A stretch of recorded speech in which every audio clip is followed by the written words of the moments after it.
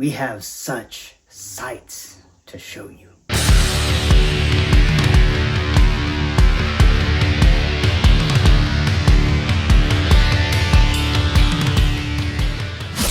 Welcome back to WWH. My name is Andrew Dreamer, and today's sinister subject is Hellraiser. This franchise is quite well known for being all over the place and for the abysmal quality of a majority of the sequels. We did cover the reboot last year, and I enjoyed that film quite a bit, but how does the original fare against the newest iteration? Let's find out.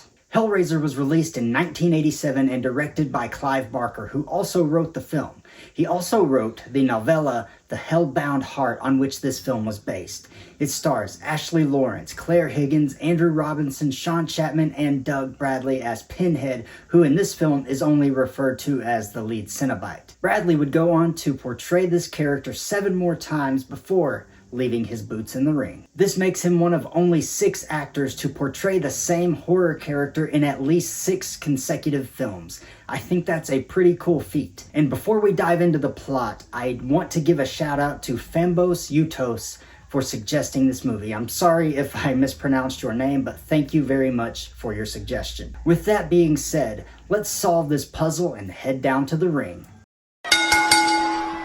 The film opens in Morocco, where Frank Cotton, a hedonist, purchases an intricate puzzle box known as the Lament configuration. The box is said to open a door to a realm of otherworldly pleasure. Frank, now back home in his attic, solves the puzzle expecting his reward. Instead, chains and hooks appear and literally tear him apart. It's here that you realize that you're in for a wild ride.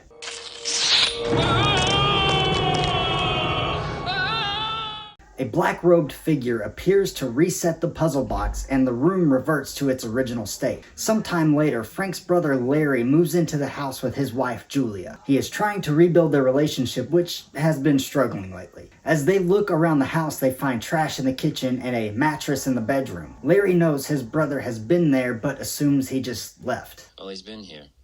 I mean, there's stuff in the kitchen you wouldn't believe. He's obviously made one of his famous getaways. What Larry doesn't know is that Julia had an affair with Frank before their wedding, and seeing his things brings back a lot of memories for her. She clearly still feels some type of way about Frank. Larry's daughter Kirsty calls to tell her father she's in town. He wants her to come stay with them, but she's not interested. She's not the biggest fan of Julia, or her father for that matter. She does come to visit, however. Is Julia here? She's upstairs. Look, be gentle with her, okay? She hates moving. Surprise. Kirsty. Okay, all right. I'll be nice. During her brief visit, she notices Julia acting strange. Julia stays in the attic daydreaming about Frank while Larry helps the movers with a bed. Her fantasies are intercut with a nail protruding from a wall. We see Larry's hand inch closer and closer to that nail. We know what's coming, and it's something I think we've all thought about or feared while moving furniture. At least I have. Eventually, the nail catches his hand and slices it open. And we see the entire thing. They don't cut away until the damage is done, which is something I really appreciate. Larry then gets nauseous at the sight of his own blood, something that you don't see in a lot of movies but is very real for a lot of people. As Julia tries to care for his hand, Larry's blood drips onto the floor and resurrects Frank into a disgusting form.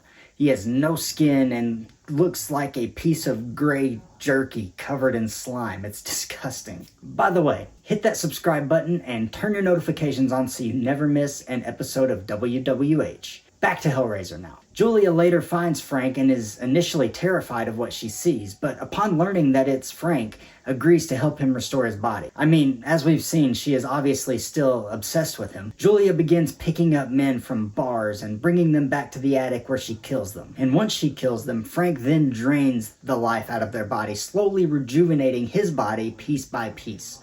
See, it's making me whole again.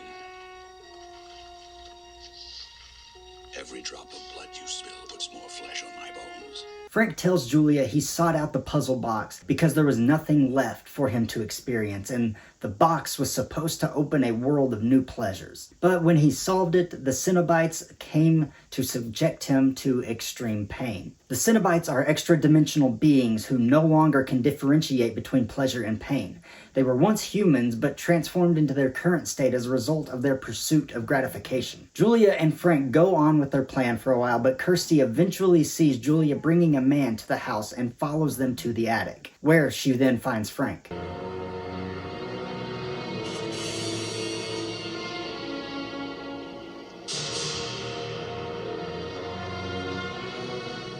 She is able to evade Frank and escape with the puzzle box, though she passes out shortly after. After waking in a hospital, her curiosity gets the best of her, and she solves the box, unknowingly summoning the Cenobites and another monster called the Engineer. And I gotta be honest, I hate the Engineer. I don't understand its purpose or even think it looks good.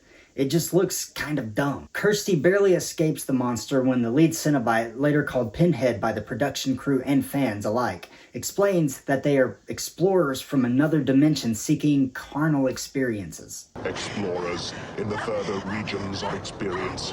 Demons to some, angels to others. They try to force Kirsty to return to their realm with them. She stops them in their tracks by informing them of Frank's escape.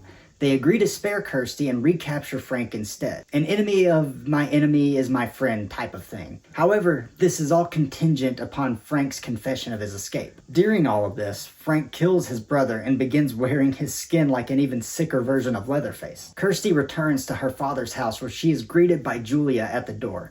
Julia takes Kirsty to her father and she is grateful he is alive, but boy is she in for a surprise. Julia then takes her to what she claims to be the flayed body of Frank. The Cenobites appear and refuse to accept this corpse. They immediately demand the man who did this. We want the man who did this. No. No, that wasn't the deal. He's my father, and you can't have him. No! Kirsty, fearful for her father, tries to escape, but is held by Julia and Frank. Alright, this scene is kind of tough for me. On one hand, Andrew Robinson's acting here is phenomenal. The way he was able to switch personalities is second to none. On the other hand, the content here is uncomfortable either way you look at it. It's either Kirsty's uncle making these advances on her, or it's her father. I could do without this, even if it's here to show how disgusting Frank really is. Oh my God. Come to Daddy. Regardless, Frank finally reveals his true identity and decides to kill Kirsty to complete his transformation, but accidentally stabs Julia instead.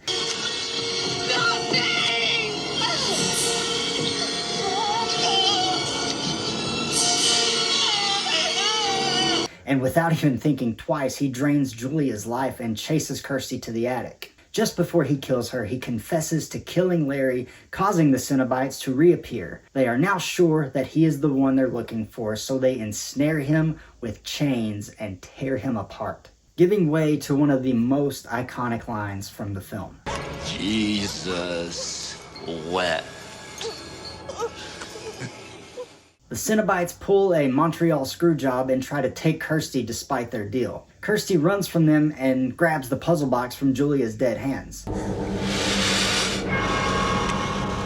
We have such sights to show you.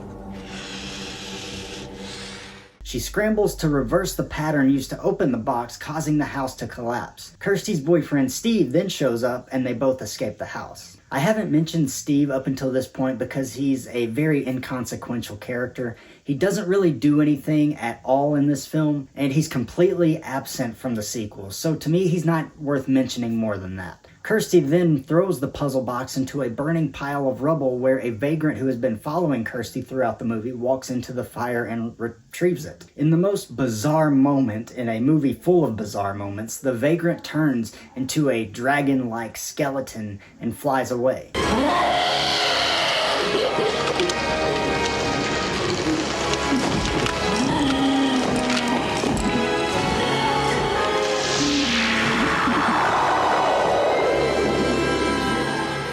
As the Movie ends. The box ends up with the same merchant who sold it to Frank, offering it to another customer. And that is Hellraiser.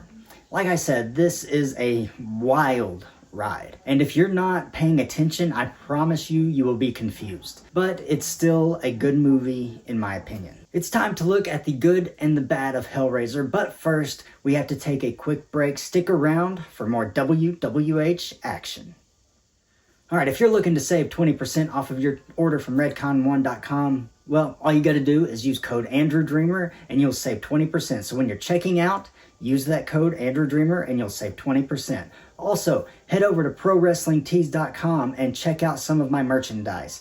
I've got a Wrestling with Horror shirt, I've got a couple Andrew Dreamer shirts, so go check that out as well. And while you're at it, head over to Patreon and consider becoming a member of the WWH Universe. There's a lot of cool perks and we'd love to have you. Welcome back to WWH. Let's head back to the ring for the positives. I love how unique and creative this movie is. Clive Barker's mind is genius. He has that darkness in his mind that allows him to create these amazing, scary, fantastical stories. And I mean darkness in a good way here. Apart from a couple of shots in the film, all of the effects were done practically, and if you've watched my videos, you know I always prefer practical effects. The gore is gruesome and brutal, and at some points even hard to watch. Maybe it's not for everybody, but the brutality is absolutely for me. The performance by Andrew Robinson is phenomenal, as I mentioned, and I'm telling you, it's not easy pulling off a switch the way he did. When you're an actor, you have to get in the mind space of a character, and sometimes that's easier than others, but he made it seem effortless. I also think Kirsty is a good character, or final girl. She's intelligent, resourceful, and has a lot of fight in her. She went up against these beings and won. And speaking of extra-dimensional beings, I love the design of the Cenobites. The look of Pinhead is iconic and recognizable to almost everyone, whether they've seen the film or not. And despite it being a horrible idea, you can't help but wonder if you could actually solve the puzzle box. I feel like a lot of people have wondered that, actually. Terrible idea, though. Don't do it. Alright, let's look at the negatives now. Let's start with the engineer. It's a pointless, weird, stupid-looking monster that literally does nothing. If you removed it from the movie, nothing changes. And the same goes for Steve, Kirsty's boyfriend. Although I do believe he could have been given more prominence and been a decent character. I don't understand the point of the Vagrant turning into a dragon. I know he's there to ensure that the lament configuration gets back to the merchant, but maybe there was a different way to do it, a better way. It's also very uncomfortable when Frank is making advances at Kirsty. As I said, I understand the purpose, but that doesn't mean it's not gross. I honestly just wish it wasn't there at all. But the biggest issue I have is that the Cenobites are barely in this movie. And that's a problem that persists throughout the entire franchise except for the reboot. It just doesn't feel like their movie. And when you have characters that look as freaking awesome as the Cenobites, put them in the dang movie. Make them the stars. That really is my biggest gripe with this film. Overall, though, I like this movie. It's not something that I can watch every day, but it's well made, it's unique, and it created an icon. So if you haven't seen it, go check it out. Alright, that is going to do it for this episode of WWH. Like the video, share the video, and subscribe to the channel. We have a lot more coming your way. Some new ideas, some new series, things like that. But until then, my name is Andrew Dreamer, and this is Wrestling with Horror.